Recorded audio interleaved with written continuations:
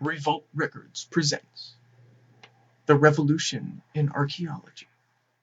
Why History Books Should Be Updated. Part 1. The Great Sphinx of Egypt.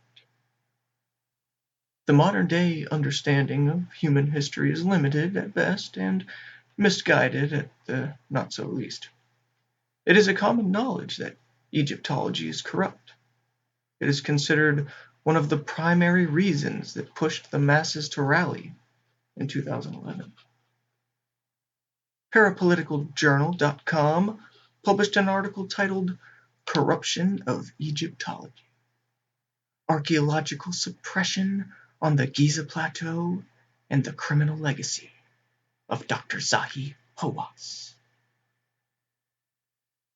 Dr. Zahi Hawass was named the Supreme Council of Antiquities in 1994. Everything that took place on the Giza Plateau ran through him, such as forbidding multiple excavations, as in the Upper Egypt 2002 debacle. Jack Hart stated that all archaeological scientific inquiry in Egypt ceased right then and there, until Hawass was finally brought down by the Egyptian Revolution of 2011. Hawass prevented anything new of value from being published in mainstream Egyptology during those nearly 10 years.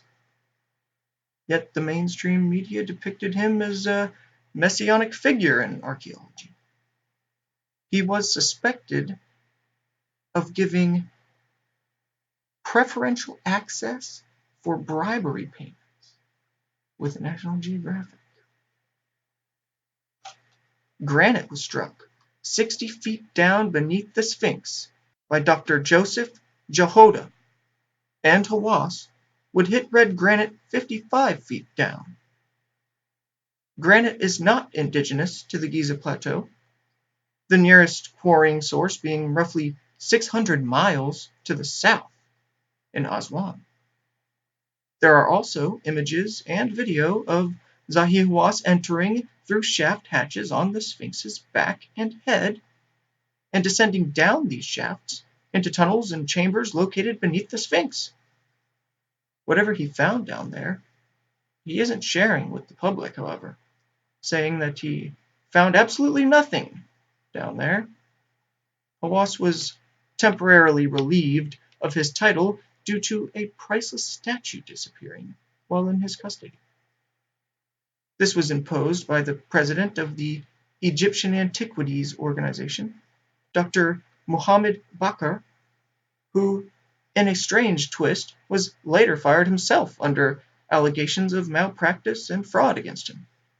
Dr. Bakr later would speak out about a mafia that controlled the Giza Plateau for the better part of 20 years, and he called for an investigation by the prosecution authorities, but his request was denied.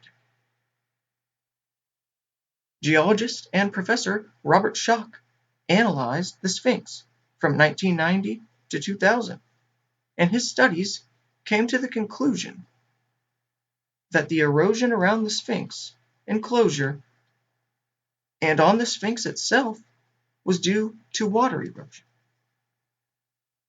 This finding was in direct opposition to the prevailing consensus at the time that this was wind and sand erosion on the Sphinx.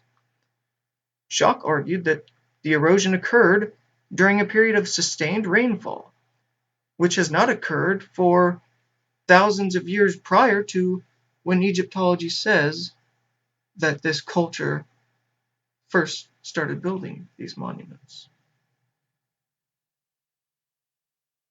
In 1993, Charlton Heston narrated an Emmy Award-winning documentary, Mystery of the Sphinx, which he highlights the geological dating of the Sphinx to be much older than mainstream accounts, and other discrepancies in Egyptology versus practical science. The version of events being taught in humanities and world history classes in grade school and on college campuses is outdated. The dates for human civilizations around the world contained in these textbooks have been proven time and time again to be inaccurate, according to new discoveries in the chronology of various historical cultures and regions. For example, what is now being called the cradle of civilization, carbon dated back to 12,000 years ago, the site in Turkey, which was excavated by Klaus Schmidt, called Gobekli Tepe, which in the native tongue means pot-bellied hill. It was a time capsule, deliberately covered up by these peoples to preserve the stone, high relief carved monuments and living quarters.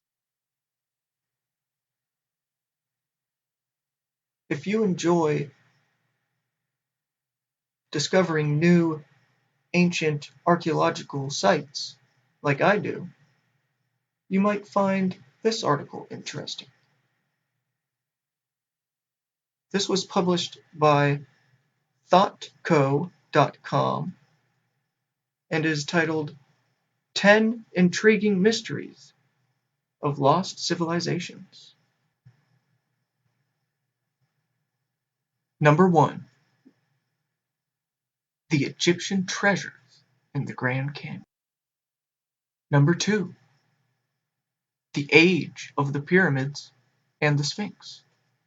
And what's also interesting about the pyramids is the mathematical perfections encoded in it in relation to its size and the size of the Earth, and that it is at the center of the Earth's landmass. Number 3, the Nazca Lines. Now these are very interesting because they can only be seen from the sky at a high vantage point. Number 4, the location of Atlantis. Could it be that site in Western Africa? Number 5, Mayan calendar.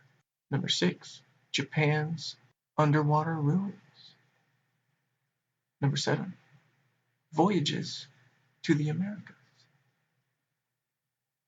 Number 8, sunken city off Cuba.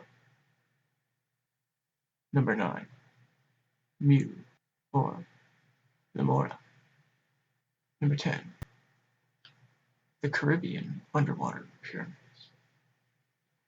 Now those are all very interesting sites, very anomalous to the mainstream doctrine paradigm of humanities and culture, history of human civilizations. I think besides the site of Egypt, the most prominent thing people should be looking at now would be Gobekli Tepe in Turkey. It really seems like the oldest, most sophisticated spot that we have at the time, and is still going to be excavated for the next 150 years, the experts are saying. If you're interested in ancient archaeology and lost human civilizations, there will be more videos coming in the future in this series. For Revolt Records, I'm Mizra Morris. Stay informed, everyone.